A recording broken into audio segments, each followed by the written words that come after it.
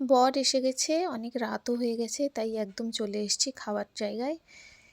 কারণ অনেক নাচানাচি, অনেক বরের সঙ্গে হাসি ঠাট্টা করে এখন ক্লান্ত, এখন খেতে না বসলে চলবে না, তাই এসে বসে গেছি।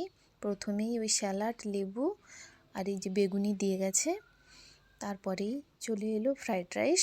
ফ্রাইড রাইসটা কিন্তু খুব ভালো হয়েছিল, সঙ্গে চিলি চিকেন আছে, মানে চিলি চিকেনের সঙ্গে ফ্রাইড রাইসের কম্বিনেশনটা আমার সব থেকে ভালো লাগে, খুব ভালো লাগে। আর তার সঙ্গেই ওই বিভিন্ন রকমের মশলা দিয়ে আলু ভাজা ছিল, আর ভাত ডাল ওগুলো তো ছিলই, ভেজ ডাল ছিল, খুব সুন্দর ছিল ডালটা, বেশ সবজি টবজি দিয়ে।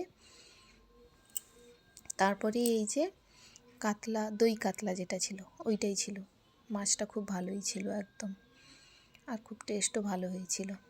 তারপরেই একটা সবজিও ছিল, একটা নয় দুটো সবজি ছিল, নেওয়া হয়নি ওগুলো, আমি নেইনি আর, কারণ ফ্রাইড রাইসটা অনেকটা খেয়ে নিয়েছিলাম। তারপরে এই যে চিকেন কষাও দিয়ে গেছিলো, দেখতেই পেয়েছেন। তারপরে এই চাটনি, তারপরে পাঁপড়, আর এই পাঁপড়ের সঙ্গে চাটনিটা এইভাবে খেতে আমার খুব ভালো লাগে। এই যে তারপরে আইসক্রিম, আর বরের বাড়ির এখনও ওই যে পটাকা ফুটছে, দেখতেই পাচ্ছেন। ঠিক আছে, আজ আসি, খাওয়া দাওয়াও শেষ, ধন্যবাদ।